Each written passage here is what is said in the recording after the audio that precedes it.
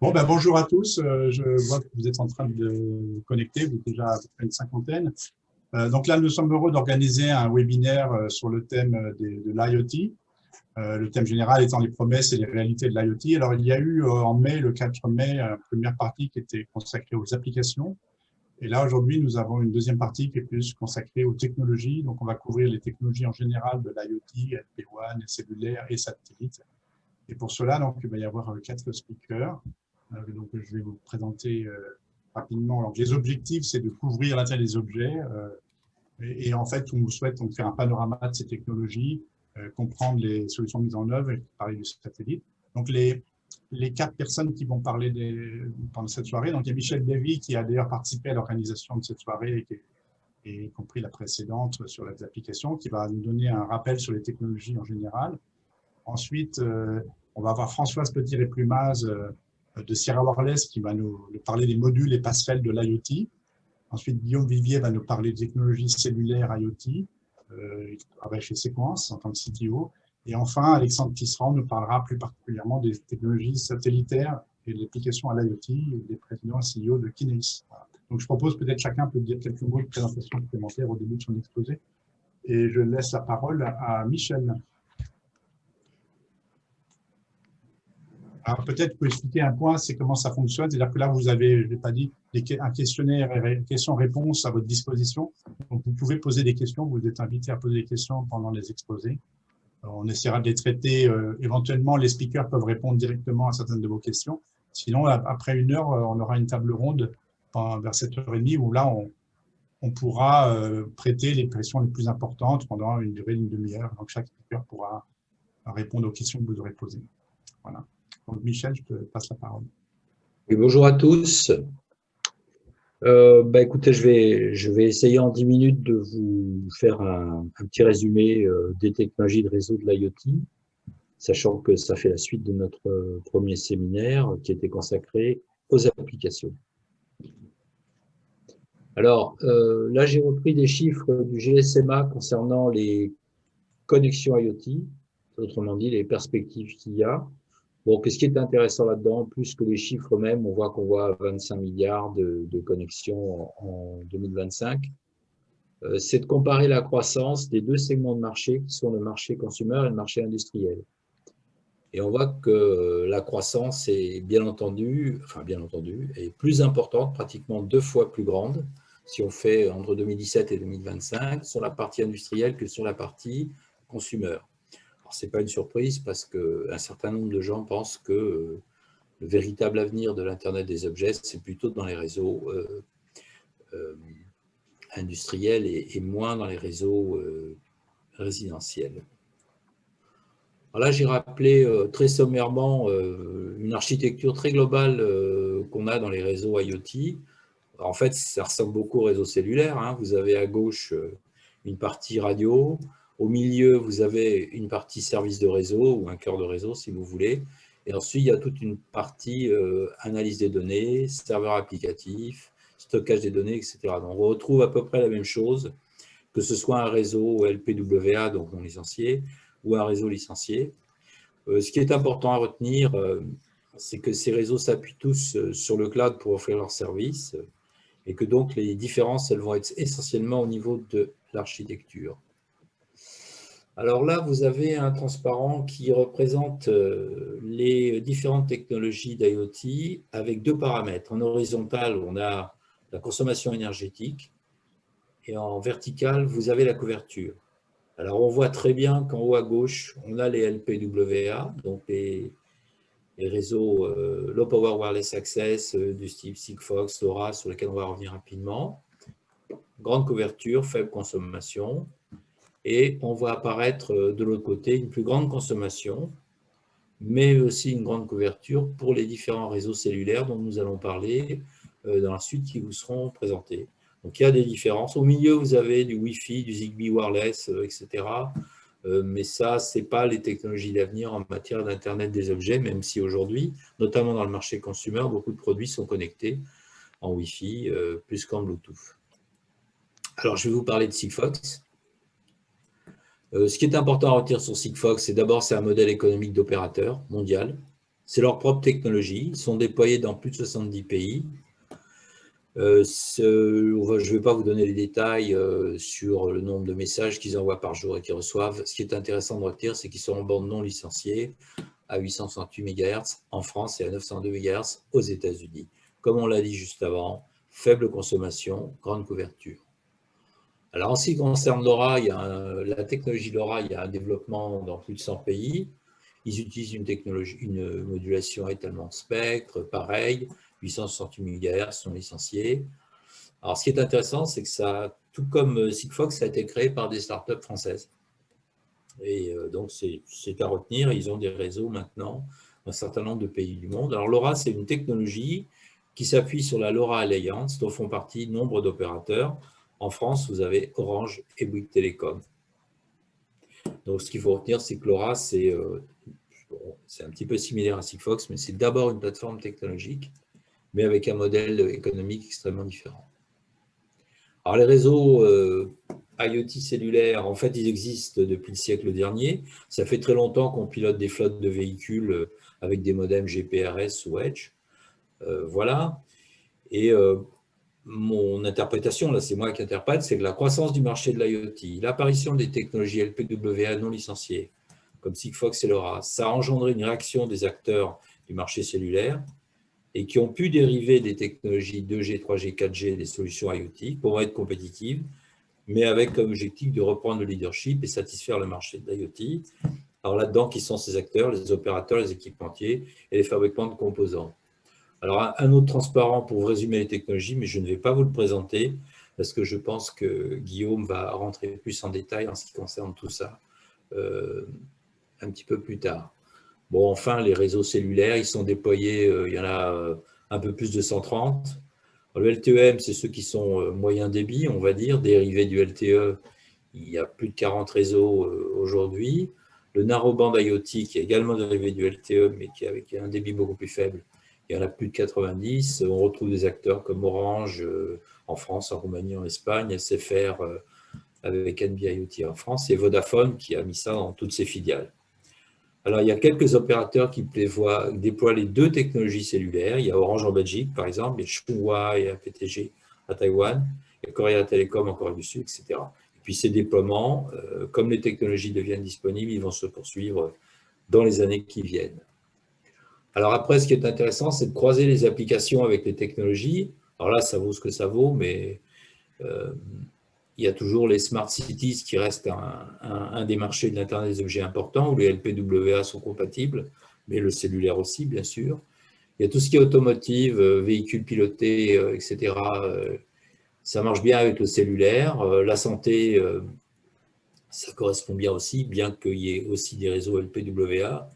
Et environnement et agriculture, où on envoie un message de temps en temps, là, le LPWA semble plus logique. Et il faut rajouter que tous ces réseaux terrestres sont complétés par les réseaux satellitaires que nous serons amenés à regarder aussi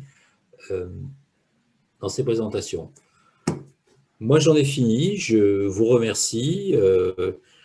Moi, je dirige une société qui s'appelle MSBD, Marketing Strategy Business Development, qui est une senior entreprise, où des gens comme moi, c'est-à-dire qui ont une certaine expérience, voire un certain âge, peuvent aider notamment les PME lorsqu'elles ont des problèmes de stratégie associés à des dispositifs de télécom et d'informatique, digitalisation, etc. Voilà, je vous remercie. Merci Michel. Écoute, je vais directement passer la parole à Françoise. Je vais peut-être se présenter rapidement et puis nous parler des modules et passerelles de l'IoT. Oui, tout à fait. Donc, Françoise Replumens, donc je travaille pour Sierra Wireless. Je vais revenir sur ce que fait Sierra Wireless un peu plus tard. Je suis responsable en fait du marketing sur la zone Europe et sur la zone Asie. Et je suis dans le monde de l'IT et des télécoms depuis 20 ans. Chez Sierra depuis 4 ans, donc c'est intéressant parce que ça m'a permis de confronter un petit peu justement, Michel, tu sais, les structures, l'architecture entre les deux. Et même s'ils me paraissent similaires, en fait, il y a un certain nombre de différences sur lesquelles je vais revenir. Alors, je vais partager mon écran.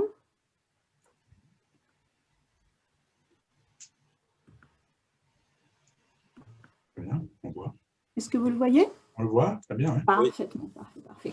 Donc, en fait, ce qu'on voit récemment, c'est qu'il y a des changements très profonds qui sont en train de s'opérer sur la structure technologique de l'IoT, ce qu'on appelle, en fait, ce que les Américains appellent l'IoT Stack. Et aujourd'hui, je vais essayer de vous présenter les principaux changements que nous, on voit et les illustrer justement au travers de l'offre de Sierra, de modules et de passerelles IoT. Alors, un petit mot sur Sierra. Sierra, on est un équipementier dans le domaine de l'IoT cellulaire, très clairement. On a vendu plus de 180 millions de modules et passerelles cellulaires à ce jour, donc 2G, 3G, 4G, 5G maintenant. Nous sommes heureux d'avoir annoncé effectivement nos modules 5G l'an dernier et nos passerelles cette année qui sont en commercialisation, ainsi que des services de connectivité cellulaire et d'ingestion de données. Donc, nos modules, typiquement, par rapport à ce que disait Michel, sont vendus dans le secteur industriel. Donc, nos modules sont vendus typiquement à des équipementiers industriels, sur des compteurs intelligents dans le secteur de l'énergie, sur des équipements de transport et de suivi logistique, ainsi qu'à des entreprises, que ce soit du secteur public ou privé. Alors, ce qui fait un petit peu la caractéristique de Sierra, c'est qu'on a grandi par acquisition. Nous sommes une société canadienne basée près de Vancouver, en Colombie-Britannique. Mais en fait, quand on regarde la nature de Sierra, on voit qu'on a grandi par acquisition à travers le rachat d'une société qui s'appelle Wavecom en 2009, sur les modules que certains d'entre vous connaissent sans doute. Ensuite, d'une partie de Sagemcom en 2012. Donc, en fait, avec une forte présence sur le marché européen au niveau des volumes, au niveau des modules, pardon. Et puis ensuite, on a décidé de développer notre activité de service sur le cloud, notamment avec le rachat d'une société à Toulouse, Anyway, et puis en devenant nous-mêmes MVNO, donc opérateur mobile virtuel, au travers du rachat d'une société qui s'appelle MobiQuiffing, basée à Sofia, près de Nice. Donc, en fait, même si on est canadien, ce qu'on voit, c'est qu'on est extrêmement bien représenté en France, donc à la fois sur Paris, ici les Moulineaux pour la partie module, sur Toulouse, sur tout ce qui est cloud, et à Sofia, en fait, pour l'activité MVNO. Évidemment, nous sommes une société technologique, donc on investit à hauteur de 90 millions de dollars tous les ans sur la partie R&D. Et nous avons à ce jour plus de 350 brevets qui ont été déposés dans le domaine du sans-fil, à nouveau avec beaucoup de travail sur les standards avec la GSMA. Donc ça, en fait, c'est ce qui vous représente. Je parlais de l'IoT Stack, donc la structure technologique de l'IoT. Donc en fait, quand vous regardez la structure technologique de l'IoT, ce que vous voyez très rapidement, en fait, c'est un système de systèmes. Donc, si vous démarrez sur la partie basse, il y a déjà toute la partie équipement. Premièrement, pour être connecté, les objets ou équipements doivent avoir des modules radio. Et c'est, je dirais, la manière la principale aujourd'hui où les devices sont équipés.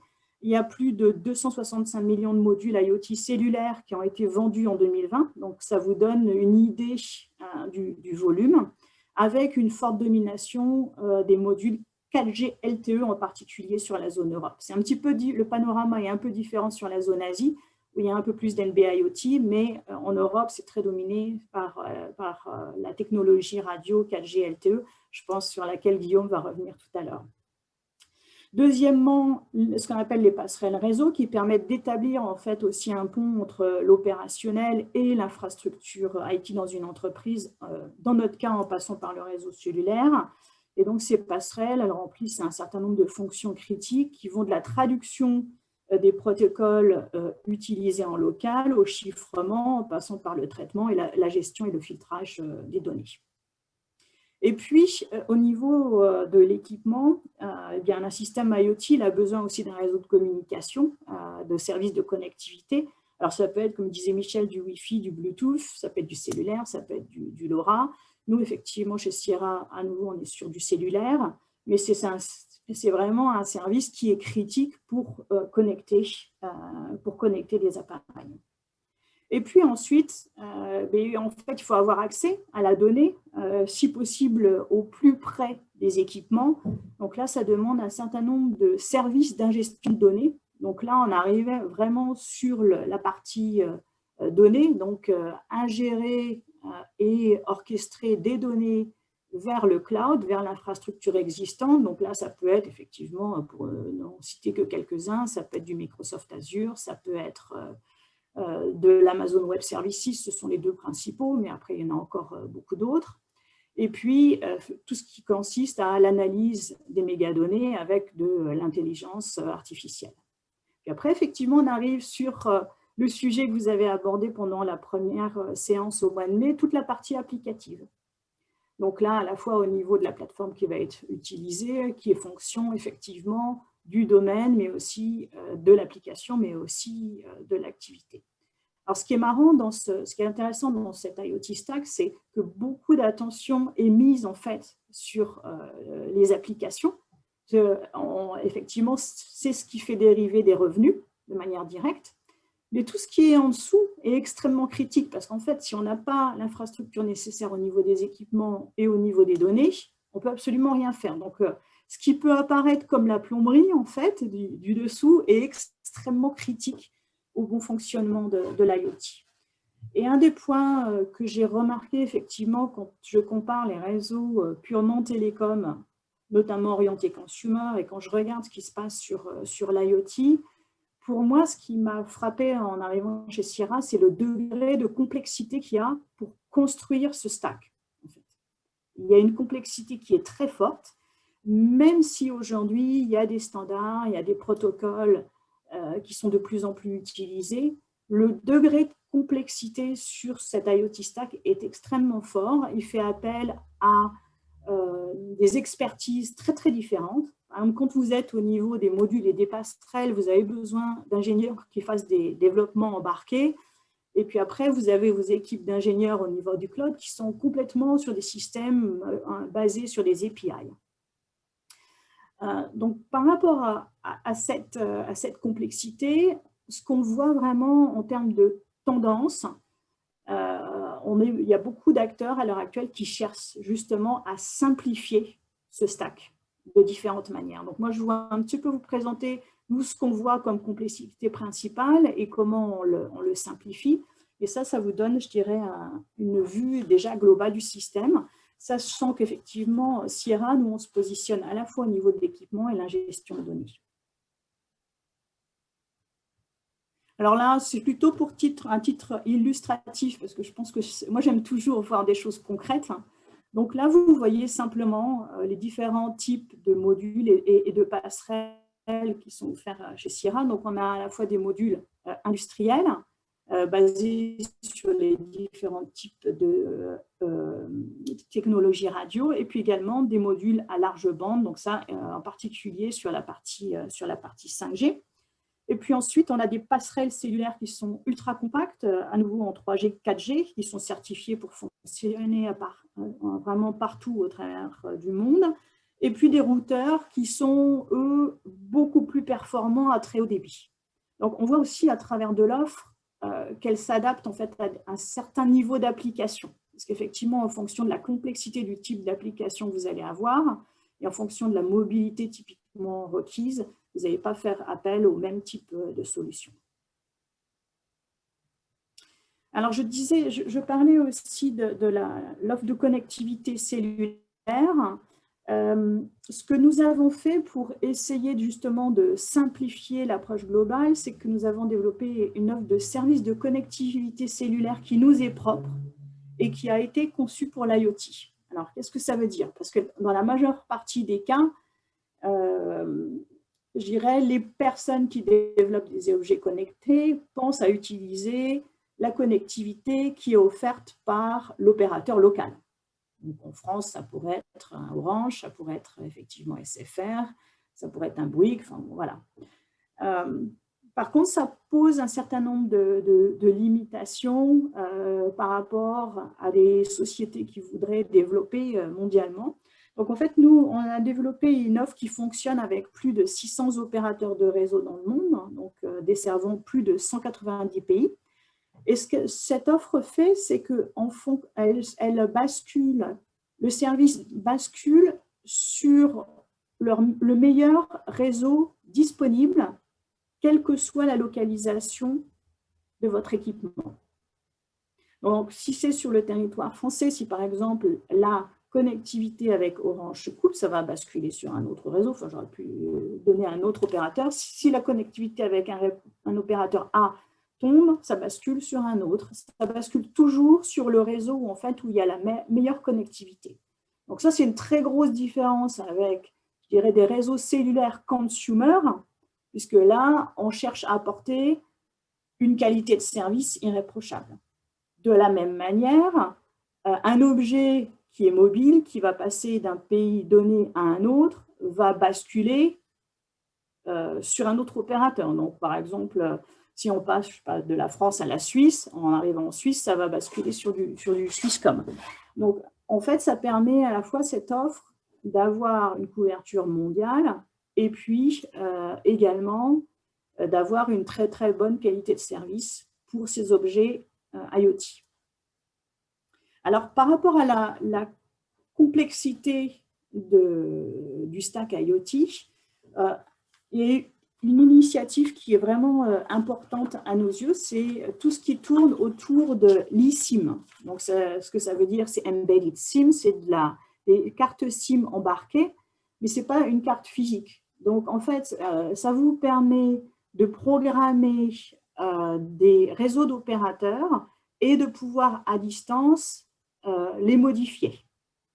C'est quelque chose qui est dans l'air depuis déjà très longtemps, je crois plus de 10-15 ans, je ne sais pas Guillaume si tu peux confirmer ce point-là, qui a connu un meilleur essor ces derniers temps parce qu'il a été plus ou moins imposé par Apple parce qu'ils voulaient utiliser justement l'eSIM sur leur montre, sur l'Apple Watch, et puis ensuite, ils ont proposé effectivement ce service également sur leur iPhone, sur leur iPad, et ça a été suivi par tous les autres, je dirais, fabricants de portables.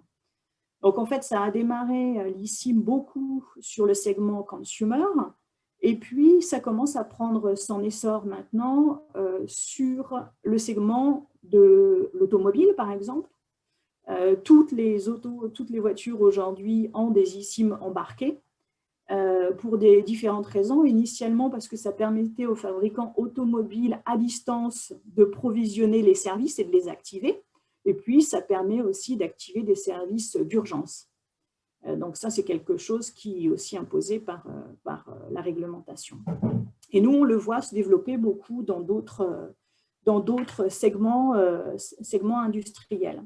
Donc, pour répondre à ce besoin, ce qu'on a fait, c'est qu'effectivement, on est venu intégrer cette SIM électronique embarquée directement sur nos modules. Donc, aujourd'hui, tout ce qui sort de nos usines a une SIM embarquée. Donc, après, le client décide de l'activer ou pas, sachant qu'effectivement, par défaut, on a notre SIM, mais après, il peut choisir d'autres opérateurs. Mais par défaut, tous nos modules aujourd'hui sortent d'usine avec une SIM électronique embarquée. Et ça présente beaucoup d'avantages parce que ça simplifie énormément la chaîne logistique pour nos clients. Ça leur donne accès à une gestion unifiée de l'ensemble de leurs applications et puis une sécurité qui est renforcée. Parce qu'il n'y a aucun risque que quelqu'un aille prendre la carte SIM à l'intérieur, la retire, etc. Donc, ça présente des avantages significatifs par rapport à cette complexité dont je parlais auparavant. Après, sur la base des clients avec lesquels nous discutons, on s'est rendu compte qu'effectivement, la complexité, elle ne s'arrêtait pas là. Ce que nos clients nous ont dit, c'est qu'effectivement, au-delà d'avoir la possibilité d'améliorer, enfin d'avoir la connectivité embarquée, ce qu'il leur fallait également, c'était des solutions pour aller chercher la donnée au plus près de l'équipement et la remonter dans les clouds, les services de cloud qu'ils utilisent. Alors, ça paraît être une évidence, mais en fait, c'est extrêmement complexe. Et en particulier, ce que l'on a vu, c'est qu'il y avait beaucoup de clients qui remontaient des données extrêmement importantes de données, sans faire de choix, sans choisir quelles données remonter dans leur système, et par là même subissaient des coûts très importants. Parce qu'effectivement, remonter des tas de données, ça implique des coûts au niveau du cellulaire qui sont relativement conséquents. Donc ça, c'était une des premières demandes. Et puis l'autre demande, c'était également de pouvoir gérer à distance tous leurs équipements. Donc ça, c'est aussi quelque chose de primordial.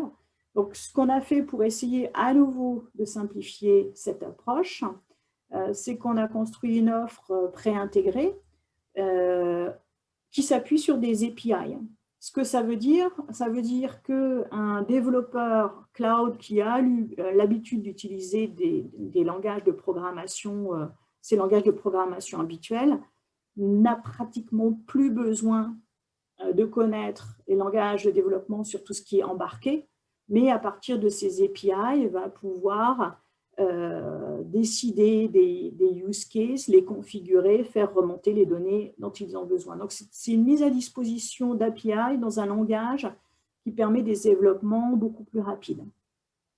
Et en fait, on voit aujourd'hui qu'en travaillant sur cet aspect, les fabricants de devices peuvent connecter leur équipement, notamment des équipements industriels au cloud, en juste 30 minutes. Alors qu'en fait, s'ils devaient le faire en faisant des développements embarqués, ça leur prend des mois. En fait, on a constaté qu'il y avait beaucoup de clients, de nos clients, qui cherchaient justement à faire ce travail eux-mêmes. Et en général, ils y passaient 2-3 ans. Au bout de 2-3 ans, ils commencent à avoir un POC. Et après, quand il s'agissait d'aller le vendre dans les différentes business units de leur entreprise, là, ça ne fonctionnait plus parce que ces pilotes n'étaient pas du tout en mesure d'être déployés commercialement. Pourquoi? Pour tout plein de raisons. La première, c'est que ces pilotes avaient été définis pour un usage donné. Or, toutes les entités chez l'équipementier n'ont pas besoin exactement de la même chose. Deuxièmement, en plus, il y a une complexité sur la certification des solutions. Il faut que ces solutions soient certifiées pour fonctionner dans les différents pays. Donc, on a vu un certain nombre de cas. Celui que je pourrais citer, c'est Atlas Copco, qui est un fournisseur de compresseurs à air, où effectivement, ils ont essayé de monter ce type de solution eux-mêmes. Au bout de 3 ans, ils n'arrivaient toujours à rien. Donc, ils sont partis sur des solutions beaucoup plus préintégrées de ce type. Un autre exemple que j'aime beaucoup donner, c'est celui d'Axibio. Axibio, effectivement, c'est un de nos clients en France. Donc, c'est une start-up, c'est une start-up française qui produit en fait des équipements de collecte de biodéchets. Et en fait, Axibio souhaitait obtenir des données sur l'utilisation de ces collecteurs de biodéchets et ensuite les faire remonter sur un portail web. Alors, pourquoi? Parce que, ils voulaient permettre aux ménages d'accéder à leurs données, parce qu'en fait, ce sont des personnes qui viennent mettre leurs déchets dans des collecteurs. Donc, ils voulaient que ces ménages soient capables d'accéder à ces données pour quantifier leur élimination de déchets. Et aussi, ils voulaient permettre aux municipalités où se trouvent ces collecteurs d'utiliser ces données pour récompenser les citoyens pour leur comportement écologique, à travers de bons de réduction et des choses comme ça. Donc, effectivement, ils avaient besoin de remonter pas mal d'informations. Et je trouve que c'est un exemple assez intéressant parce que ça se place vraiment dans l'économie circulaire et ça fait en sorte qu'effectivement, ça change complètement les pratiques. C'est-à-dire, là où aujourd'hui on est facturé par rapport à la quantité de déchets qu'on génère, eh bien, ça nous amène sur des nouveaux modèles de business où en fait le citoyen est récompensé pour son comportement respectueux de l'environnement. Donc j'aime beaucoup cet exemple parce que je pense qu'il montre combien l'IoT, au-delà de la technologie, peut aider sur un certain nombre de sujets environnementaux. Je regarde l'heure, si je suis à peu Ouais. près dans les clous, ça va? Ça va juste, oui. Oui, très bien. Donc, les principaux points à retenir, le premier, c'est qu'effectivement, la structure de l'IoT Stack, il est en train d'évoluer, en particulier avec l'émergence de la SIM électronique embarquée, en particulier avec l'émergence d'offres d'ingestion de données à base d'API, donc qui rendent justement tout ça un peu plus simple et qui permettent aux entreprises en fait de réduire le délai de mise sur le marché, leur solution, mais aussi de la rentabilisation. Donc ça, c'est vraiment quelque chose qui est critique parce qu'à nouveau, l'IoT Stack a un niveau d'intégration, donne un niveau d'intégration, de complexité d'intégration qui est très fort.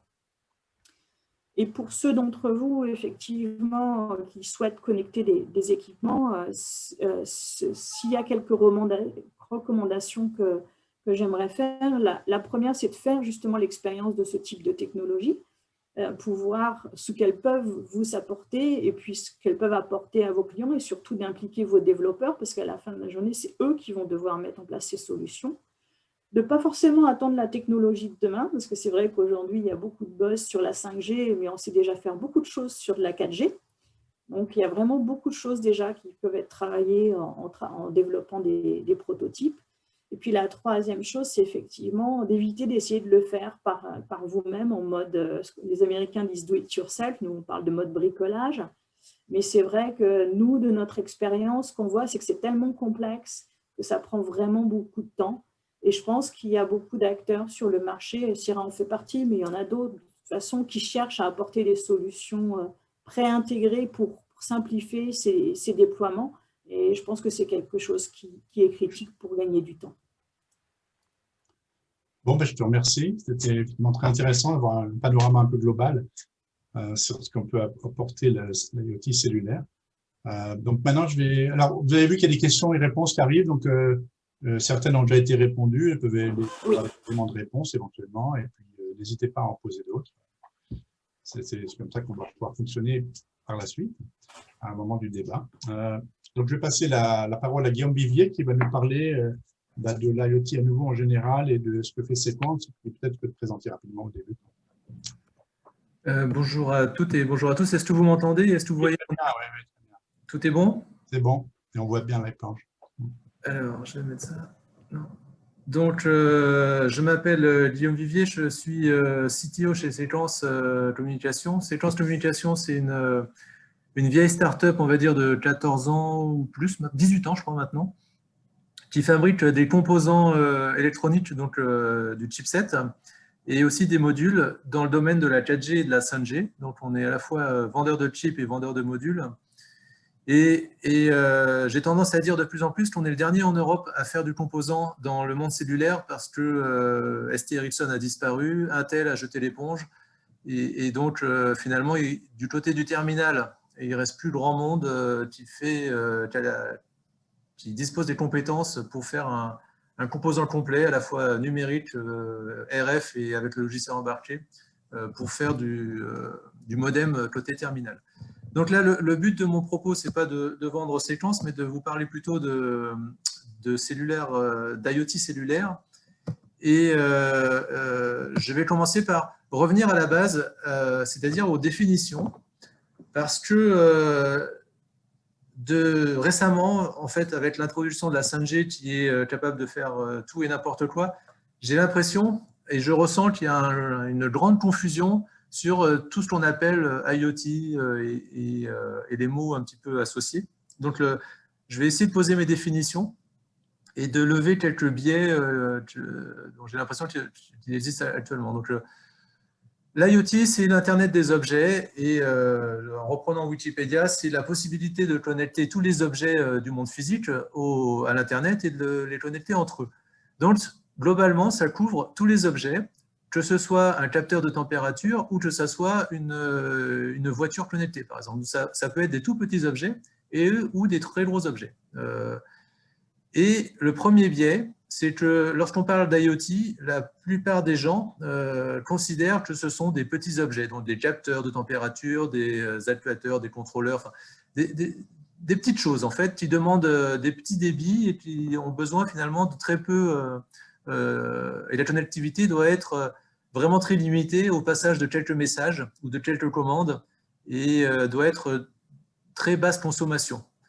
Donc ça, c'est vrai pour les réseaux qu'on appelle LPWA, donc Low Power Wide Area, mais l'IoT au sens général, actuellement et en particulier avec l'arrivée de la 5G, couvre beaucoup plus d'objets, en fait, beaucoup plus d'objets. Donc des objets un peu plus demandeurs en termes de débit ou des objets un peu plus contraints en termes de latence. Donc voilà, c'est le premier, je dirais, la première clarification. Et la seconde clarification que je souhaiterais faire, c'est de rappeler que lorsqu'on pense objet connecté, souvent, on pense à des objets qui sont connectés à notre téléphone portable ou à notre box à la maison. Donc, par exemple, les montres connectées sont connectées en premier lieu à votre téléphone et utilisent votre téléphone comme relais pour aller dans le réseau. De même, je sais pas, le contrôleur de vos volets ou de vos radiateurs à la maison sont dans un premier temps connectés à la box au Wi-Fi, par Wi-Fi à la box ou par Zigbee à la box chez vous, et ensuite connectés au réseau à travers cette box-là. Et ça, c'est une vue très limitée des objets connectés et de l'IoT parce que, en particulier grâce au cellulaire, maintenant les objets ont la capacité de se connecter directement au réseau, au cloud, au service, sans passer par cette gateway ou par ce smartphone ou cette box. Et dans le monde industriel, c'est potentiellement important d'avoir la capacité de connecter directement l'objet au cellulaire. Donc, si vous voulez, par exemple, un tracker qui suit une livraison ou une chaîne d'approvisionnement, vous n'avez pas forcément une gateway partout. Donc, surtout si le conteneur, par exemple, part sur un bateau, il a besoin d'accéder directement au réseau, on va dire, satellitaire, par exemple, dans le cas des conteneurs sur des bateaux. Donc, voilà, je voulais juste lever et clarifier ces deux aspects. IoT, ce n'est pas uniquement des objets petits et ce n'est pas uniquement des objets qu'on connecte via un smartphone ou via une box. Alors après, dans les définitions, on parle de MTC, Machine Type Communication, donc ça c'est un peu historique au niveau du monde cellulaire, et ça existe depuis très très longtemps puisque dès la 2G, on parlait de la possibilité de connecter des machines en fait. Ensuite, la définition de LPWA, LP1, ça a été déjà introduite tout à l'heure. Moi, je veux juste apporter la nuance que, effectivement, ça réfère essentiellement aux réseaux qui utilisent des bandes non licenciées, mais dans le monde licencié, dans le monde cellulaire, le LTE-M ou le NB-IoT, finalement, rentre dans ces catégories d'offrir une connectivité à très large distance et à très basse consommation, donc rentre dans la catégorie LP1. Et enfin, le cellulaire IoT, qu'est-ce que c'est ? C'est finalement toutes les solutions de communication pour les IoT qui sont fondées sur les réseaux cellulaires. Et aujourd'hui, quand on parle de réseau cellulaire, on parle de réseaux de standards définis par le 3GPP. Donc, c'est la 2G, la 3G, la 4G, la 5G et peut-être demain d'autres générations. Voilà, c'était pour la page de clarification. Maintenant, pourquoi utiliser un réseau cellulaire pour faire de l'IoT plutôt qu'un réseau type Sigfox ou LoRa? Donc, je vais faire un peu de prosélytisme pour le cellulaire, mais je vais le transparent là, est issu d'un white paper de Vodafone, donc c'est plutôt Vodafone qui parle plutôt que Séquence, mais en fait, j'adhère en fait à ce qu'il dit. Donc, premièrement, lorsque vous utilisez des réseaux cellulaires, les réseaux cellulaires n'ont pas été déployés pour l'IoT, ils ont été déployés pour les utilisateurs et pour les smartphones, parce que c'est ce qui rapporte le plus d'argent aux opérateurs.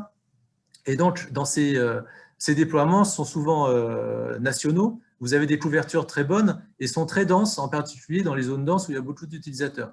Donc, ça veut dire que si vous déployez de l'IoT, vous avez déjà le réseau déployé pour les smartphones. En revanche, dans le cadre d'un réseau LoRa ou de Sigfox, ce sont des déploiements finalement spécifiques qui doivent être faits. Donc Sigfox s'est positionné comme opérateur et s'ils veulent couvrir un pays, ils doivent planter des antennes. Et s'ils veulent densifier leur réseau, ils doivent planter plus d'antennes.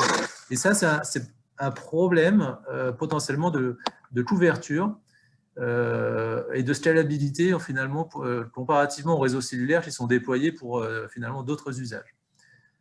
En termes de consommation de batterie, aujourd'hui, les standards de type NB-IoT ou LTE-M ont des consommations quasiment équivalentes à celles que l'on trouve en Sigfox et en LoRa. Bien sûr, la consommation dépend de ce qu'on fait du réseau. Donc, si vous envoyez un message par jour, que ce soit en LoRa ou en Sigfox ou NB-IoT, vous aurez une consommation équivalente. En revanche, si vous faites un peu plus de choses, la consommation augmentera. Donc, ce n'est pas la technologie qui va driver la consommation, c'est plutôt l'usage que vous allez en faire. Couverture, là encore, les réseaux cellulaires ont rejoint finalement les performances des réseaux type Sigfox et LoRa. Et là, je veux effectivement rejoindre ce qui a été dit en introduction, c'est le 3GPP a vu arriver cette opportunité marché, et le 3GPP a vu arriver des solutions concurrentes, on va dire, ou un peu propriétaires ou semi-propriétaires type Sigfox LoRa, et s'est dit, oh là là, tout un pan de marché va nous échapper, donc il est temps de définir quelque chose. Et lorsque le 3GPP est acculé à ce genre de challenge, l'écosystème sait être très efficace. Et donc le NB-IoT et le LTE-M a été défini dans un temps record au niveau de la standardisation. C'est un peu pour la petite histoire. Sécurité. La sécurité dans les réseaux cellulaires a été travaillée du fait justement des utilisateurs type smartphone. Donc il y a un passif et une expérience sur la sécurité beaucoup plus importante que sur les réseaux non cellulaires. Gestion de réseau, bon là c'est à peu près, d'après Vodafone c'est à peu près équivalent, mais moi j'aurais tendance à dire que les opérateurs de réseaux cellulaires ont plus d'expérience quelque part que les nouveaux entrants type Sigfox LoRa. Évidemment, c'est standardisé, c'est plus ouvert, on va dire, que les technologies propriétaires, par définition. En termes de spectre, il y a plus de spectre licencié, même s'il a un coût nécessairement comparativement au spectre non licencié. Et après, sur des aspects de two-way communication, historiquement, les systèmes de type Sigfox étaient plutôt sur la remontée, la collecte de données plutôt que la possibilité d'envoyer des commandes. C'est en train d'évoluer. Mais là encore, les réseaux cellulaires ont plus l'expérience de savoir traquer les objets, aller les chercher, même s'il y a de la mobilité, des choses comme ça. Donc, c'est un peu plus efficace. Et en termes de coût, alors, le transparent là, de Vodafone est un peu tendancieux parce qu'il dit que les systèmes type Sigfox LoRa sont plus chers que les systèmes type NB-IoT et LTE-M, pour mettre en avant le fait que lorsque vous utilisez des devices de type cellulaire pour de l'IoT, vous bénéficiez finalement du facteur d'échelle parce que les réseaux cellulaires ont, grâce au téléphone, encore une fois, là, il y a des énormes volumes et donc des prix beaucoup plus faibles. Bon, maintenant, lorsque vous regardez, vous cherchez à acheter un module, vous pouvez trouver des modules chinois qui font du NB-IoT, par exemple, moins cher qu'un module Sigfox LoRa. Donc, quelque part, l'argument de Vodafone est relativement, est aussi assez correct. Alors, pourquoi faire on revient en fait sur le biais, l'IoT historiquement, c'est plutôt des considérations de compteurs de gaz, compteurs d'eau, compteurs électriques, etc. Donc là, j'ai pris encore des exemples Vodafone, mais les marchés visés sont des marchés, je dirais, traditionnels de la machine connectée type 2G, 3G, qui sont les premiers à avoir été utilisés comme use case pour les déploiements du KTM ou du NB-IoT. Verizon, qui est un opérateur américain, finalement liste à peu près les mêmes types d'usages et on retrouve des opportunités. Donc, en termes de millions d'unités sur les gaz, sur les compteurs électriques ou les compteurs à gaz, les éclairages publics, mais il y a aussi des use cases dans l'agriculture, dans la médecine, dans les vélos connectés ou des choses comme ça. Donc, mais on reste finalement sur l'IoT, je dirais, de type profil bas, petit débit, très basse consommation, qui sont objectivement les premiers cas d'usage pour ces systèmes LTE-M ou NB-IoT. Alors, un peu d'histoire dans le 3GPP. Donc, dès 2012, ils ont vu, je pense, cette menace, on va dire, des systèmes semi-propriétaires, donc ils se sont mis à réagir. Et trois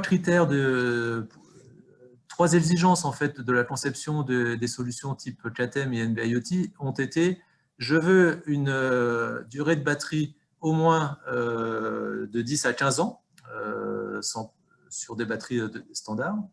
Je veux un prix de terminal équivalent à celui de la 2G au minimum.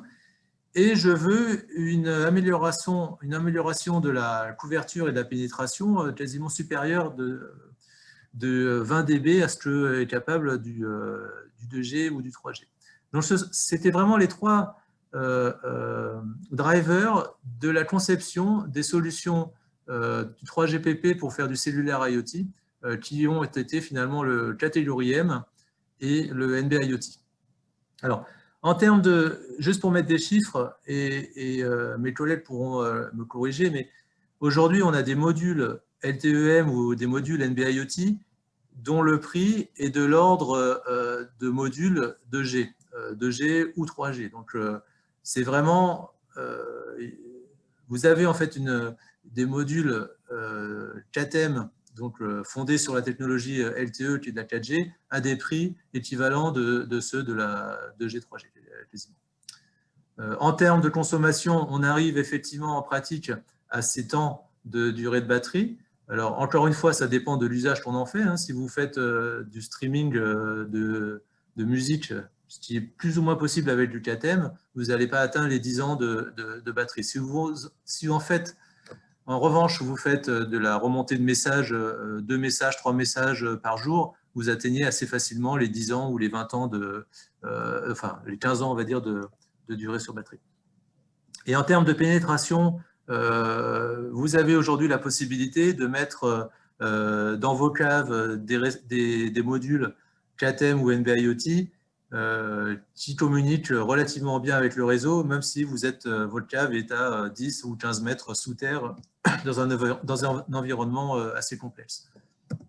Alors, maintenant, j'arrive plutôt à qu'est-ce que sont le ChatM et le NB-IoT. Donc, vous savez peut-être qu'en LTE, vous avez différentes catégories de terminaux. Catégorie 2, 3, 4, 5, 6, 9, 10. Aujourd'hui, je crois qu'on a atteint la catégorie 20 ou même plus. Et grosso modo, plus le numéro de catégorie monte, plus les capacités en termes de débit sont importantes. Donc, à l'origine du LTE, on avait des catégories grosso modo 3-4 qui permettaient de faire du 150 mégabits downlink et 50 mégabits uplink. Maintenant, on est quasiment en gigabits avec les catégories 18 ou 20. Mais le 3GPP, en introduisant finalement leurs solutions de cellulaire IoT, ont été dans l'autre sens, c'est-à-dire ont baissé les débits. Donc en LTE-M, on est à des débits relativement, on va dire, maximum du mégabit. Et au NB-IoT, la notion de débit est quasiment, finalement, pas très pertinente, puisqu'on fait plutôt du passage de messages. Donc, c'est quelques kilobits si on veut parler en débit. Historiquement, le 3GPP a introduit pour faire une catégorie 1. Ensuite, ils ont défini une catégorie 0, mais qui n'a jamais été utilisée, donc vous pouvez l'oublier, elle a disparu. Ensuite, du LTE-M et enfin du NB-IoT qui est en termes de profil un peu plus low profile, un peu plus de bas profil que le LTE-M. Grâce à toutes ces catégories, le 3GPP fournit un environnement, donc le cellulaire IoT, finalement, lorsque vous considérez toutes les catégories, couvre aujourd'hui tous les cas d'usage que l'on peut envisager pour connecter des objets. Donc pour les objets avec des exigences très très faibles, vous prenez du NB-IoT, avec des exigences un peu plus élevées du ChatM, ensuite du catégorie 1, et puis pour les objets les plus demandeurs, vous mettez du Cat 4, Cat 12 ou même maintenant de la 5G New Radio pour des objets qui pourraient avoir besoin de gigabits de throughput ou des latences très faibles. Donc Vodafone a la main vue, cette vue un peu complémentaire où le cellulaire offre la possibilité d'offrir finalement un cadre qui permet de couvrir tous les objets. Donc, et vous choisissez en tant qu'industriel ou en tant que utilisateur ou si vous voulez connecter des objets, vous choisissez la solution de connectivity qui correspond au mieux à vos besoins. Alors, maintenant, quelle est la différence entre catégorie M et NB-IoT? Parce qu'on entend beaucoup parler de l'un et de l'autre. En introduction, on a eu une information sur les déploiements de ces deux catégories dans le monde, donc avec un tropisme un peu plus asiatique, on va dire, pour le NB-IoT. Bon, techniquement parlant, le CAT-M utilise une bande de 1,4 MHz, alors que le NB utilise une bande de 180 kg. Donc le NB est narrowband, hein, comme son nom l'indique. Si vous voulez transmettre en fait à débit ou à volume constant, le NB sera moins efficace puisqu'il transmet sur une bande un peu plus étroite. Donc pour des gros volumes, c'est sûr qu'en NB, vous allez passer plus de temps. Et en termes de consommation énergétique, le critère le plus important, le plus pertinent, c'est le temps passé à transmettre. Donc, moins vous passez de temps à transmettre, moins vous allez consommer. Et donc, en fonction de ce que vous avez à transmettre, il est plus intéressant globalement, pour les débits un peu gros, de faire du CAT-M plutôt que du NB. En revanche, pour des très petits paquets, le NB sera un peu plus efficace.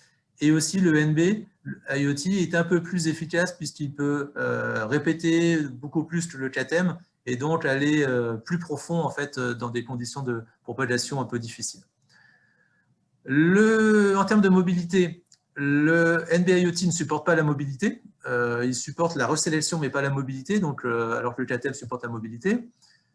En termes de roaming agreement, il y a beaucoup plus d'accords entre les opérateurs CAT-M que des accords entre les opérateurs NB-IoT. Donc, si vous faites par exemple du tracking de paquets entre des pays, entre la France et les États-Unis ou entre l'Europe, etc., il vaudra mieux considérer du CAT-M que du NB parce qu'il y a plus d'accords de roaming entre les pays. En termes de fonctionnalités pour la consommation, le 3GPP a défini les mêmes fonctionnalités pour les deux standards, donc grosso modo, vous bénéficiez des mêmes améliorations. Si vous voulez faire de la voix, c'est impossible en NB, c'est possible en CAT-M, mais en pratique, il vaut mieux considérer une catégorie supérieure, donc typiquement du catégorie 1 ou du catégorie 1 bis. Et donc, en conclusion, le NB est vraiment dédié pour les cas d'usage de très bas profil.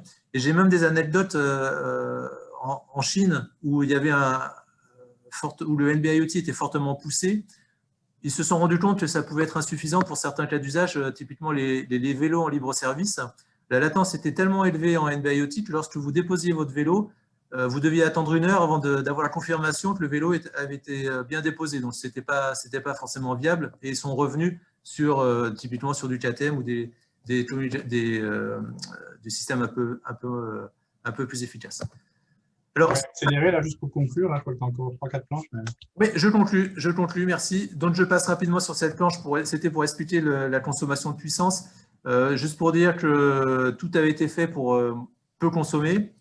Alors, je voudrais mentionner sur la partie 5G, c'est que les LPWA, c'est une des points du triangle de la 5G qui est relativement classique, mais sachant que le gros de la 5G et aussi sur les objets connectés permet d'introduire finalement la notion de ces objets avec plus d'exigence en termes de débit. Donc, je passe rapidement, mais on pourra peut-être en revenir pendant les discussions.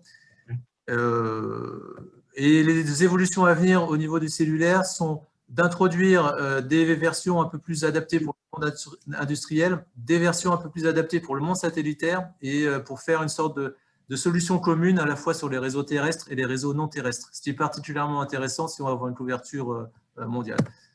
Ben voilà, le cellulaire IoT, c'est bien. Ok, là, bon, je vais m'arrêter là. Bon, bah, très bien. Voilà. Je te remercie. Et puis du coup, comme on a un petit peu dépassé, bon, il n'y a pas énormément de questions, mais on va quand même essayer de garder 20 minutes pour le débat. Donc, je vais passer la parole tout de suite à Alexandre Tisserand, qui est le CEO de Kineis, donc lui qui a développé une solution satellite. Donc, je pense que c'est très complémentaire de ce qu'on a entendu. Peut-être tu peux te présenter aussi rapidement, Alexandre. Oui, tout à fait. Merci beaucoup, Didier, est-ce que… Il faut que tu passes en plein écran, sinon on voit 2 planches à la fois. Là. Ah ouais, alors attends. Tac, comment on fait déjà? C'est ça, non? Attends, je vais faire comme ça. Clac. On voit la suivante déjà. Hop, dupliquer. Boum. Donc non.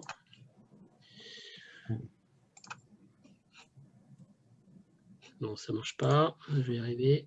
Alors attends.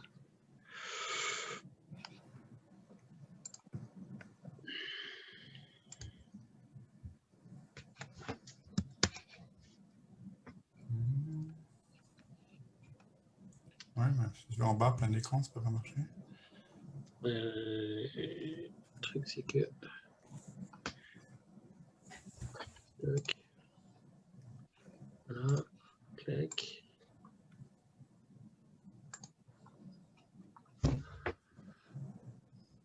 C'est bon là? Toujours pas? Je sais pas, non, pour l'instant, c'est pas terrible. On fait l'écran du PC uniquement, c'est pas mal, ça, non? Je sais pas. Voilà, c'est bien. Là, on voit qu'une. Là, on n'en voit qu'une déjà. Ouais, mais tu l'as. Attends, écran du PC uniquement, voilà, t'as raison. L'écran du PC uniquement, je pense que c'est bien.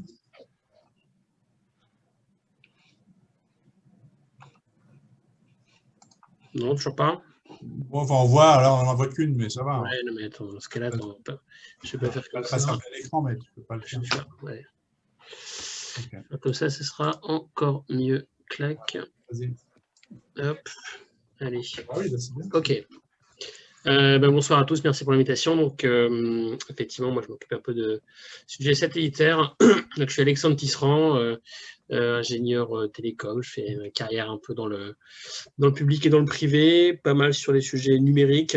Sur le spatial, c'est assez tardif, en fait. J'ai commencé il y a 4-5 ans. Voilà, et donc Kiné, c'est une boîte qui a été fondée il y a 3 ans et qui fait de l'IoT spatial. Et donc, je vais vous en dire un petit peu plus ce soir. Hop. Alors, premier constat qui vient un peu complémenter ce qui a été dit jusque-là, c'est que 80-85% de la surface du globe aujourd'hui n'est pas connectée. Alors, il se trouve que les 15% restants couvrent 90 ou 95% de la population, donc ça marche très bien, notamment pour toutes les applications IoT fixes qui ont été évoquées, ou en tout cas dans des cercles pas très loin de réseaux connectés. Néanmoins, il y a tout un tas d'applications, et on va y venir, qui nécessitent de la connectivité, sinon au point du globe, en tout cas dans beaucoup d'autres points du globe. Et donc, avec les volumes d'objets connectés qui sont attendus, il y a côté satellitaire un besoin qui est en fait assez fort, qui est par ailleurs pas complètement nouveau, mais qui s'accroît avec le temps. Alors, de quoi on parle? On parle d'un certain nombre de secteurs, alors, dont certains ont été déjà évoqués. On a parlé un peu de transport et logistique, ou de réseau et infrastructure. Alors, savoir que sur le transport et la logistique, il y a beaucoup de choses qui existent, et notamment pour la partie mobilité terrestre. Pour la mobilité maritime, il y a pas mal de systèmes qui sont développés, mais en fait, il n'y en a aucun aujourd'hui qui marche vraiment partout. C'est-à-dire que quand vous parlez avec des gens comme Schenker, par exemple, ils sont à la recherche de solutions qui fonctionnent vraiment en mode one size fits all, donc que ça marche vraiment partout. Le directeur IoT de Schenker me racontait il y a 2 ans que ils testaient 14 systèmes différents pour du suivi de containers, dont aucun marchait absolument partout, avec des prix mensuels qui variaient de 1 à 15 € par mois sur le device. Et donc voilà, ils étaient toujours en recherche de solutions technologiques viables et surtout qui marchent partout et tout le temps. Alors évidemment, tout ce qui est maritime est un territoire un petit peu naturel pour le satellite, que ce soit la pêche, la plaisance aussi un peu, et puis tout ce qui va être trait à la science et à l'environnement, donc du suivi d'animaux sauvages pour les scientifiques, ou bien du monitoring des océans avec des bouées océanographiques par exemple. Et puis, il y a un gros marché aussi sur l'agriculture intelligente. Alors, il y a plein de cas où il n'y a pas besoin du tout de satellites. Enfin, c'est d'ailleurs le cas aussi pour pas mal d'applications IoT. Typiquement, moi, j'ai appris en travaillant un peu sur le sujet qu'en France, par exemple, toutes les vaches qui font partie d'une exploitation qui est supérieure, alors je ne sais plus, ça va être une centaine de têtes, donc pas toutes les vaches, mais donc un tiers de ces vaches-là sont connectées en Wi-Fi aujourd'hui, par exemple. Et donc, c'est quelque chose qui est assez intéressant parce que moi, je ne pensais pas qu'on en était déjà là. Et donc, selon les zones, en fait, il n'y a pas forcément besoin de satellites. Néanmoins, sur des territoires, alors aux États-Unis, mais surtout en Amérique du Sud, en Australie ou en Asie du Sud-Est, on a pas mal de demandes sur alors, soit du suivi de bétail, soit du monitoring de sol, du monitoring de grains. En Amérique du Sud, par exemple, ils stockent des grains sur des kilomètres de long dans des silos-sacs qui sont par terre. Et il n'y a pas de réseau qui est suffisamment fiable et déployé pour pouvoir surveiller ça. Et ils veulent surveiller l'humidité, ils veulent surveiller s'il y a des fractures dans les sacs, etc. Donc, il y a tout un tas d'applications comme ça qui n'ont pas de solution technique aujourd'hui qui fonctionne et pour lesquelles on vient apporter quelque chose. Alors, au-delà de ce que je peux raconter, il y a même quand même des études de marché qui sont un peu penchées sur le sujet. Notamment, il y a un cabinet assez connu dans le monde du spatial qui s'appelle NSR, qui fait plein d'études à la fois sur les parties satellites, mais aussi sur les applications. Et voilà, qui nous présente un peu les différents secteurs donc, que je viens un petit peu d'évoquer. Alors, point intéressant quand même, si vous regardez l'échelle du graphe, là, on parle de millions d'unités, donc on parle de quelques millions d'unités, qui est quand même un ordre de grandeur en dessous des milliards d'unités qui peuvent être projetées par l'IoT en général. Et donc, on est sur un marché qui est quand même un peu de niche malgré tout, en tout cas sur la partie qui est purement IoT spatiale. Donc nous, aujourd'hui, on vise d'être leader du marché avec au moins un tiers à terme. Pour l'instant, on est plutôt bien positionné sur le sujet, avec des revenus par unité qui sont de l'ordre de quelques euros par mois. Donc en gros, 50 euros par an par unité, ce qu'on fait un business aujourd'hui viable, compte tenu, j'y viendrai après, de la grosse chute des CAPEX dans le spatial depuis quelques années. Donc voilà, nous on connecte à peu près tout capteur en tout lieu, tout moment, ça c'est un peu la promesse. On a aujourd'hui 8 satellites qui fonctionnent, on a 20 000 terminaux actifs qui sont connectés et on va lancer donc 25 nanosatellites d'ici 2 ans, en fait, en 2023. Donc sur nano au sens où ils sont plus petits que des satellites normaux, enfin normaux. Aujourd'hui, les satellites, on a des satellites géostationnaires qui font la taille d'un bus ou d'une très très très grosse voiture. On a des satellites en orbite basse qui descendent jusqu'à la taille d'un frigo à peu près. Et nous, on fait des nanosatellites, donc un peu dans la mouvance des CubeSat et des nanosats, qui fait, c'est un peu plus long qu'une boîte à chaussures, ça fait 20 par 20 par 40 cm. Donc ça tient un peu comme ça dans les bras. Ça fait 25 à 30 kg. Et dedans, maintenant, on peut faire fonctionner des charges utiles qui ont la performance et la sensibilité à peu près égale à ce qui se fait sur des satellites qui sont 10 fois plus gros ou plus. Côté terminal, donc on est sur, comme de l'IoT, je dirais un peu standard, donc sur une promesse avec un terminal miniaturisé. Les plus petits terminaux aujourd'hui, ils font quelques grammes, ils font 5 grammes, avec des petits panneaux solaires dessus, ils font 2-3 cm de long. Et évidemment, le besoin, c'est un minimum de puissance pour un maximum d'autonomie, parce qu'on va vraiment se placer sur des use cases où on n'a pas nécessairement accès à l'objet et surtout, on n'a pas accès pour le recharger. Donc, on va avoir besoin de devices qui durent 3 mois jusqu'à plusieurs années. Voilà, il y a une cigogne qui s'appelle Max la cigogne, vous pouvez la googler en même temps si vous voulez, qui a été suivie pendant 13 ans avec une petite balise à panneaux solaires. Ça marche très bien. Donc, qu'est-ce qu'on fait? Donc, c'est un système qui est bidirectionnel. Donc, les balises émettent des petits messages de 30 octets. On peut alors en envoyer donc, dans les deux sens. C'est de la collecte. Il y a une fonction de localisation native, c'est-à-dire il n'y a pas besoin de puce GPS, Galileo, enfin GNSS dans le terminal. On peut, en fait, avec les satellites et l'effet Doppler, parce que c'est des satellites défilants, orbite basse, calculer une localisation. Alors, c'est moins précis que du GNSS, on est sur 150-200 mètres, donc ça dépend des applications et ça dépend du trade-off que vous voulez entre énergie consommée et précision de la loc. Typiquement, un scientifique qui suit une tortue pendant 10 ans au milieu de l'océan, une position à 200 mètres, c'est pas gênant. Pour un container dans un port ou ce genre d'application, parfois c'est plus gênant et donc c'est plus intéressant d'avoir du GNSS sur le terminal. Donc voilà, l'idée c'est quand même que ça marche vraiment partout, c'est-à-dire c'est en tout point du globe, du pôle nord au pôle sud, dans les océans, sur les déserts, vraiment partout.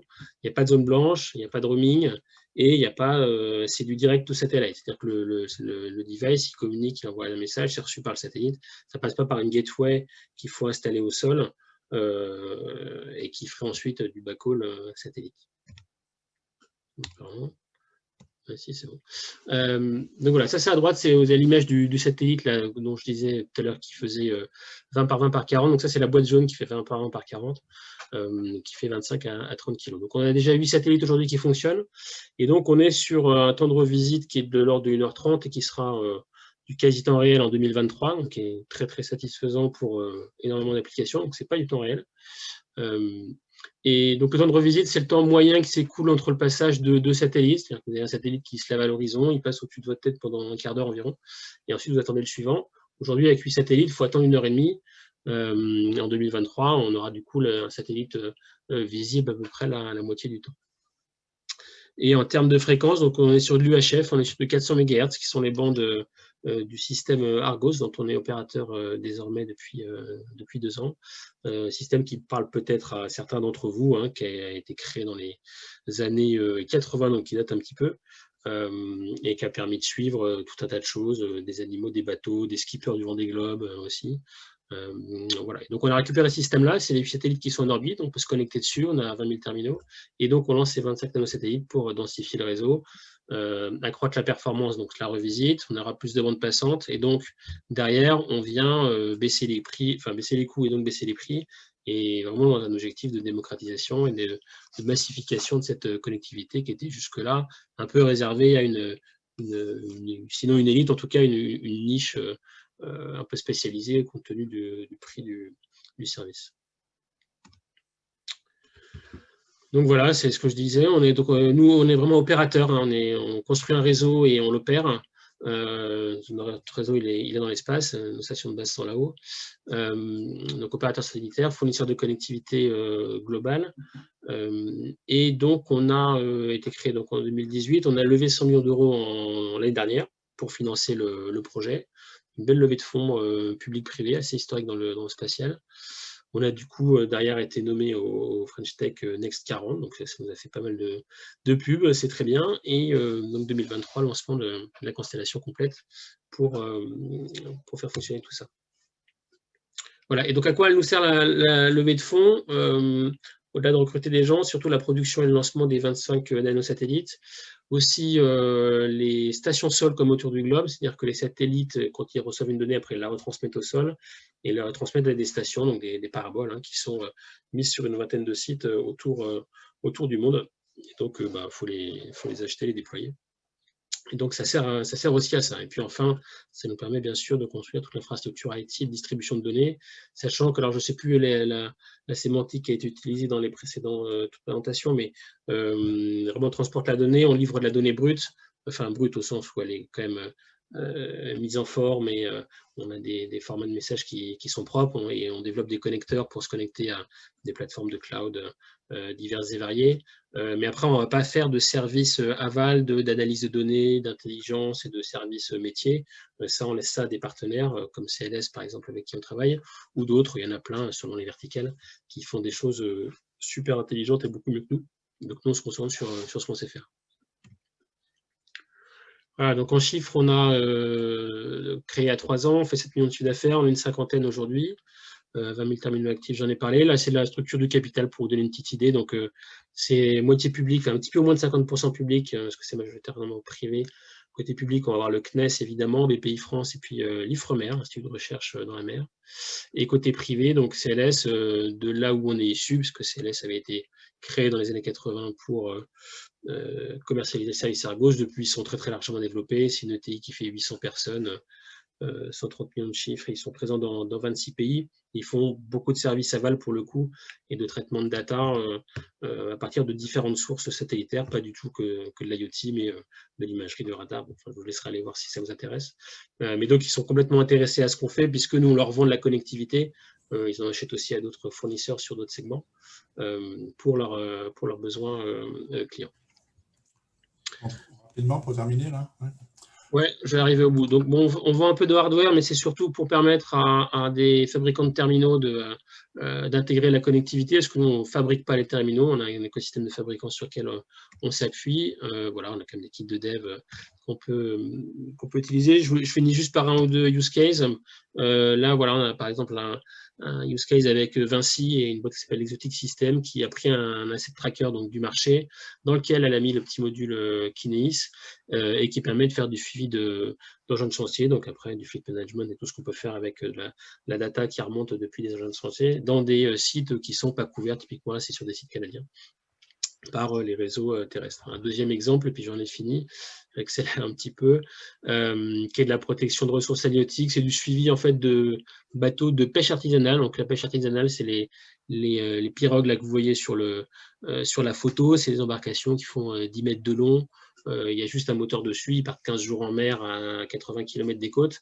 Maintenant, les gouvernements ont besoin de alors en Afrique de l'Ouest, en Asie du Sud-Est, ont besoin de les suivre pour vérifier qu'ils ne vont pas dans les zones de pêche illégales, parce que ça se développe énormément, ce qui est très bien pour les pêcheurs, mais un peu moins bien pour la ressource en poisson.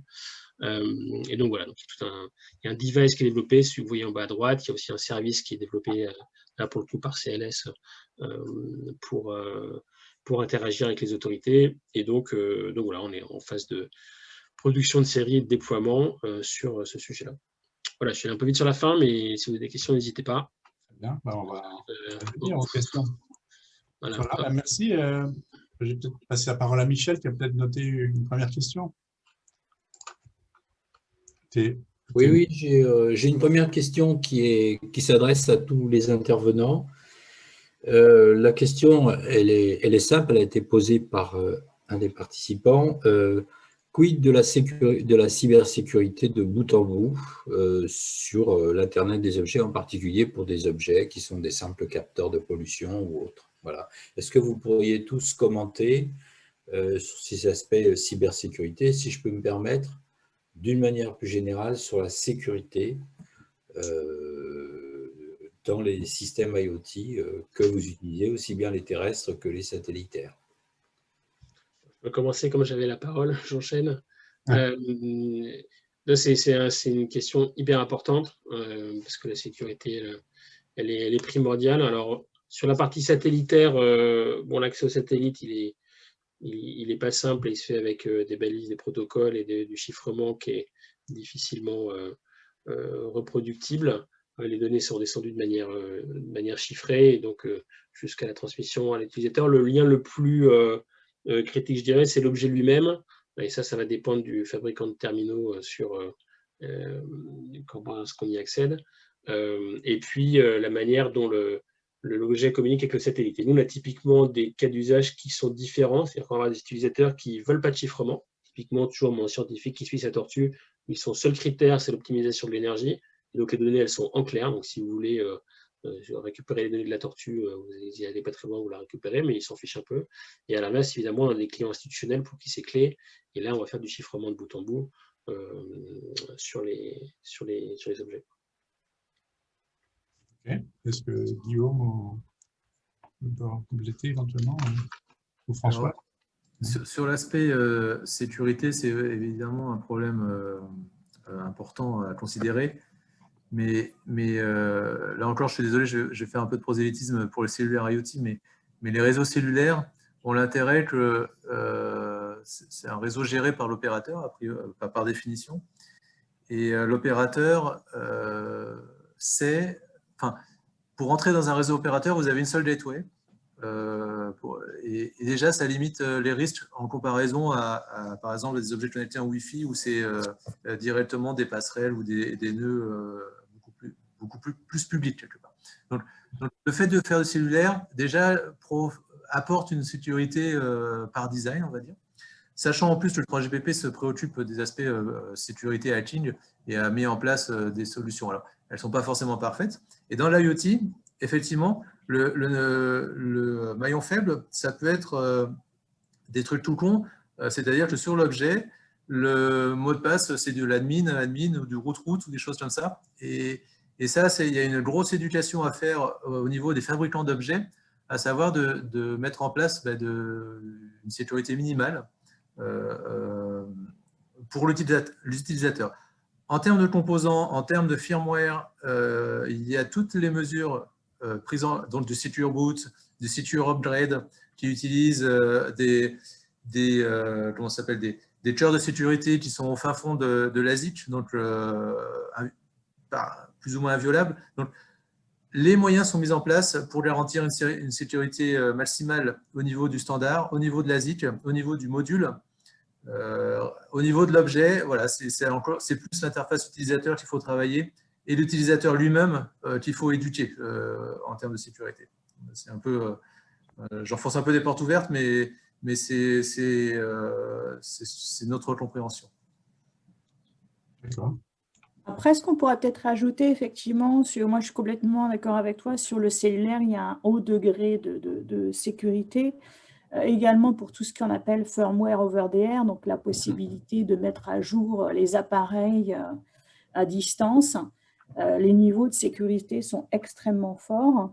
Et puis après, on voit effectivement des initiatives comme les eSIM. Donc là, en fait, on embarque la SIM sur le hardware. Donc la sécurité, elle est encore plus forte. Et plus le niveau d'intégration est fort, plus on peut dérouler des mécanismes de sécurité. Typiquement, quand on a des solutions préintégrées avec de l'ingestion de données, eh bien, en fait, comme on le disait sur le satellite, c'est la même chose. On fait du chiffrement de bout en bout, en fait. Donc, de l'équipement jusqu'au cloud, tout est chiffré avec des clés qui tournent. Donc, en fait, plus il y a de l'intégration, plus ça permet effectivement d'accentuer encore ce niveau de sécurité qui est déjà très fort. Après, il y a un autre sujet, c'est la sécurité perçue par les clients. Nous, dans nos clients aussi, on voit aussi beaucoup de gens qui sont inquiets par rapport à où les clés sont sauvegardées au niveau de l'hébergement. Donc, effectivement, là, se pose la question de la souveraineté et il y a beaucoup de clients qui posent la question de savoir où sont vos serveurs, où sont stockées les clés, comment vous faites ça, parce que là, c'est un autre sujet, c'est la protection, effectivement, de ces clés. OK, merci. Alors, j'ai vu que tu posé une question sur le positionnement de l'IoT, narrowband IoT versus 4M2. Alors, on est étonné parce qu'en Chine, alors ça a été répondu en partie, mais peut-être que Guillaume et Françoise peuvent venir là-dessus. En Chine, ça a l'air d'être très poussé, la narrowband IoT se déploie rapidement, alors qu'en Europe, on s'aperçoit que le narrowband IoT se déploie très peu. Alors, on essaie de comprendre pourquoi, quelle différence. Et puis, on se demande aussi si le narrowband IoT ne souffrirait pas de coûts d'usage cellulaire. Il y a une question, on a l'impression que le 4M2 est plus dynamique, donc il optimise mieux l'utilisation du réseau que le narrowband IoT. Je ne sais pas si ça c'est tout à fait le cas. Donc, moi je dirais, pour avoir vécu en Chine, il y a une première chose, c'est que le gouvernement chinois a poussé très très fort le développement du NB-IoT comme une alternative à la 2G. Il a donné des objectifs très clairs au niveau du MIT, donc ça c'est la partie je dirais, le ministère de l'informatique chinois. Il a donné des cibles très, très fortes à la fois aux opérateurs en place et aux fabricants chinois. Donc ça, déjà, ça a créé, je pense, une très forte impulsion. Donc ça, c'est plutôt sur la partie, je dirais, géopolitique. Après, Guillaume, je ne sais pas si tu vois d'autres aspects, certainement sur la performance. Alors, je vais étendre un peu la réponse que j'ai essayé de donner dans le chat, mais beaucoup d'acteurs étaient partis effectivement sur le narrowband IoT en disant c'est super, ça consomme très peu, ça a une bonne performance, enfin une pénétration dans les bâtiments, etc. Mais ils se sont rendus compte que si vous voulez faire de la pénétration dans les bâtiments, la seule solution proposée par un narrowband IoT, c'est de la répétition. C'est de répéter le paquet jusqu'à qu'il arrive. Et dans ces cas-là, vous perdez tous les avantages liés, par exemple, à la consommation. Parce que quand vous répétez, vous transmettez énormément et vous perdez tout. Et le fait que le tuyau du narrowband IoT soit si étroit limite énormément l'utilisation pour des cas d'usage finalement assez répandus.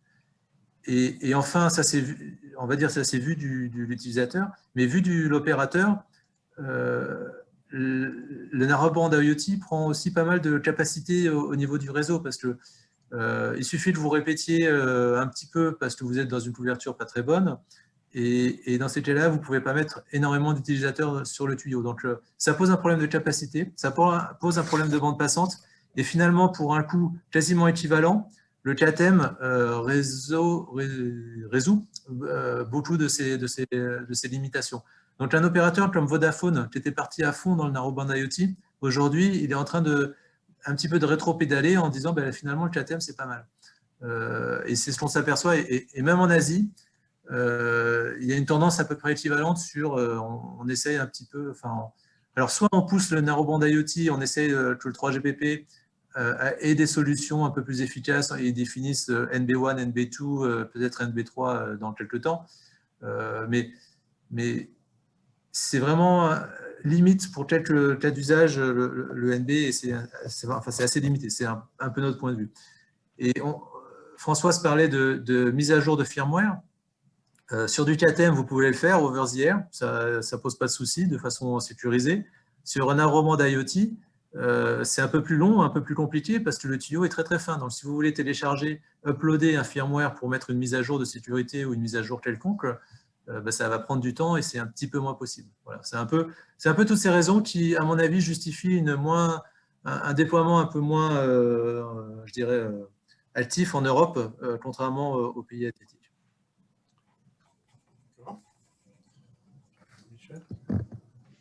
Oui. Guillaume, juste en complément pour...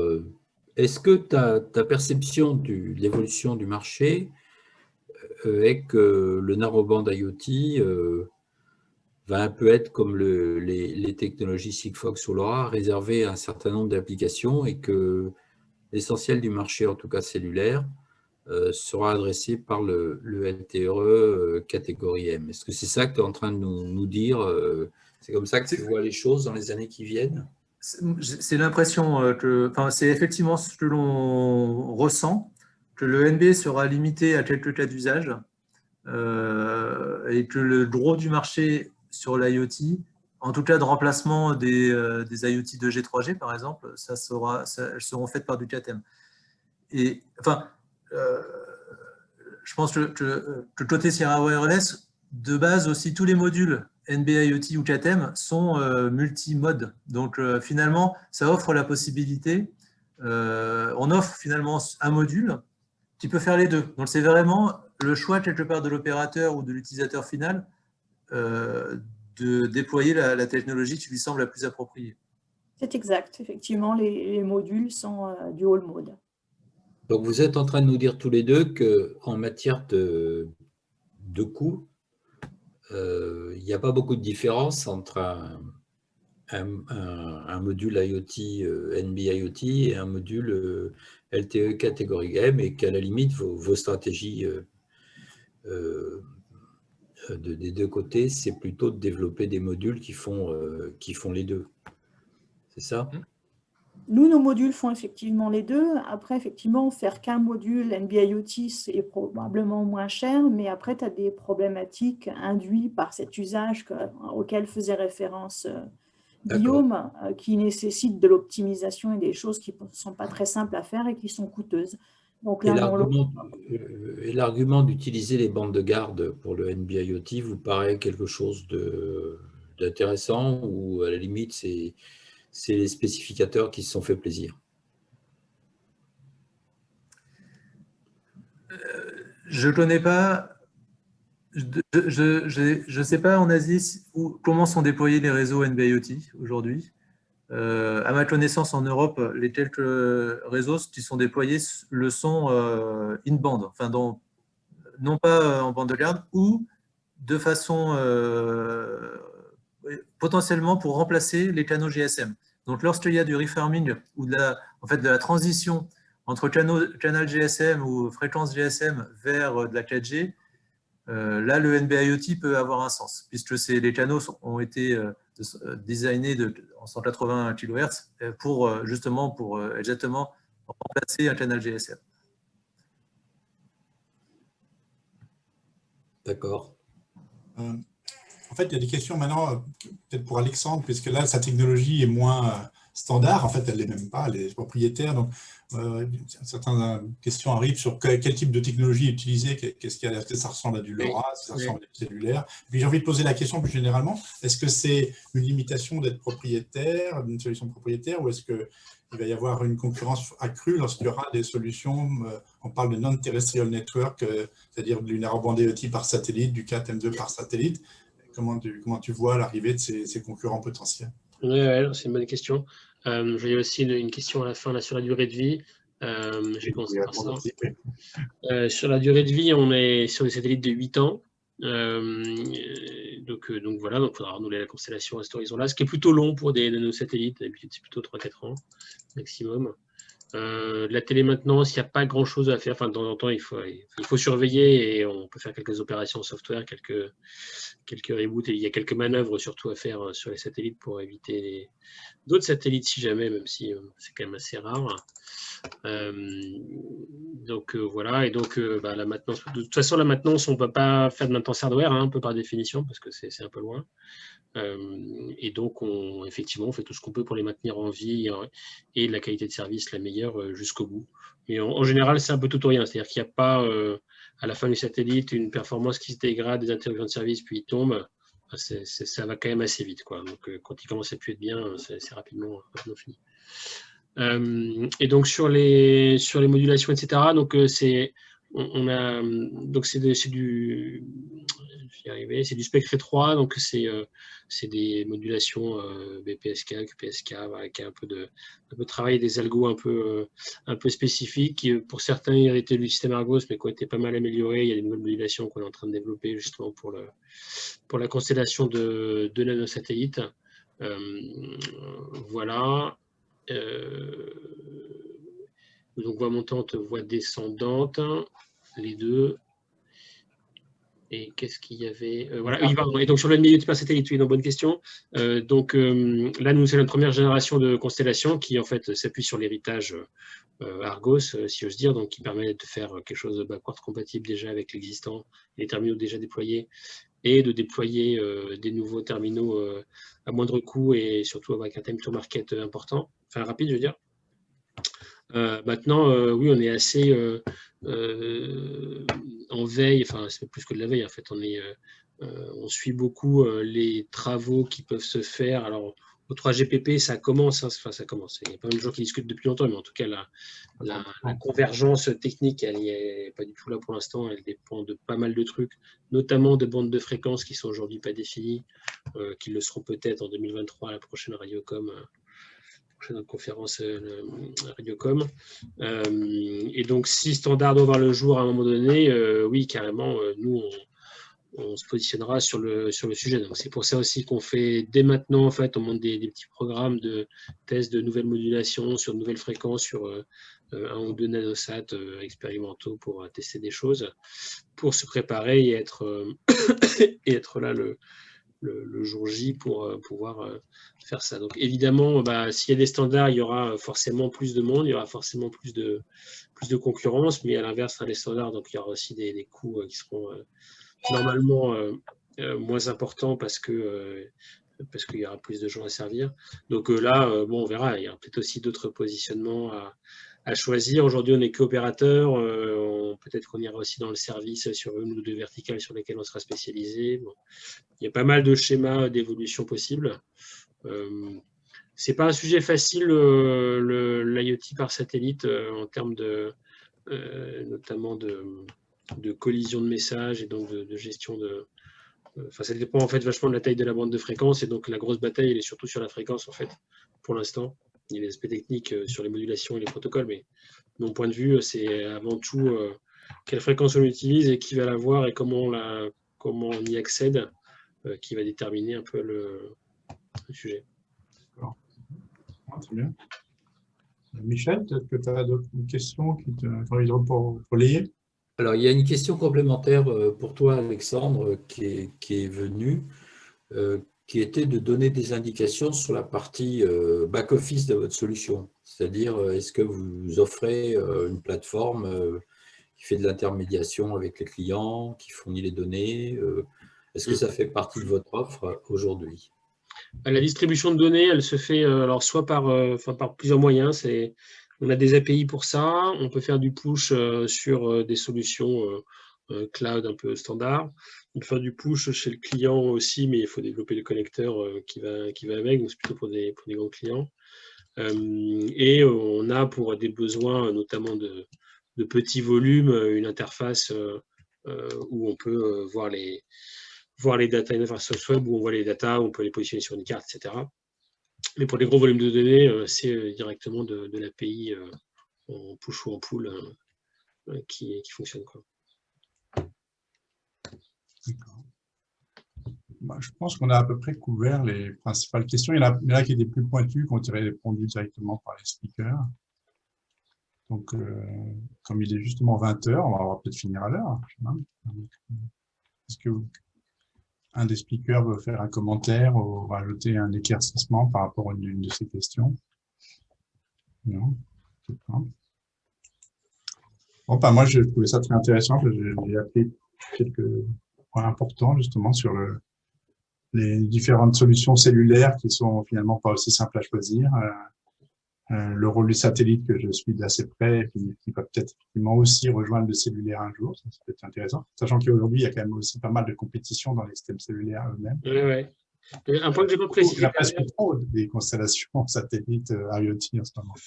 Oui, c'est vrai que j'ai vu la question, je n'y ai pas répondu d'ailleurs. Il y a effectivement pas mal de projets qui se montent, il y en a déjà qui meurent. C'est la compétition, quoi. Donc on considère qu'on a un petit temps d'avance, on essaie de le garder. On est les seuls à avoir levé tout le financement pour lancer cette première série de constellations.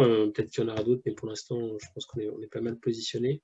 Le point que je n'ai pas précisé par rapport au cellulaire, c'est qu'on est, en tout cas par rapport au terrestre, c'est qu'on développe aussi une solution qui est hybride avec le terrestre, c'est-à-dire on développe des terminaux, typiquement qui sont hybrides et qui se connectent soit au terrestre, soit au satellite, en fonction de la portée du réseau, évidemment de manière transparente pour l'utilisateur. Voilà, on a un partenariat avec ObjectNews sur le sujet, on essaie d'avancer là-dessus, par exemple. C'est une bonne manière de faire un système qui optimise entre le terrestre et le satellite. Voilà. Très bien. Bon, je crois que je vais pouvoir remercier les différents speakers et je crois qu'on a recouvert pas mal de sujets entre les applications il y a un mois et la technologie aujourd'hui. Donc, je remercie les participants qui sont montés jusqu'à 90, il y en a encore 60, ce qui est pas mal après 1h30. Et puis, je pense que les prochaines sessions du même type seront plutôt sur la 5G, n'est-ce pas, Michel? Je pense que... Mais ça sera après les vacances. Voilà. Et puis, donc, merci de vous être connectés nombreux. Et puis, on sera ravis d'organiser d'autres séminaires sur des thèmes aussi intéressants que celui d'aujourd'hui. Voilà. Merci à tous. Et puis, donc, pour les participants, vous pourrez retrouver les planches des différents speakers sur le site de l'école. Il y aura aussi un enregistrement qui a été fait et qui pourra être réécouté pour d'autres détails qui auraient pu vous échapper. Voilà. Je vous remercie. Et puis, bonne soirée à tout le monde. Merci. Merci beaucoup. Bonne soirée. Merci, au revoir. Au revoir.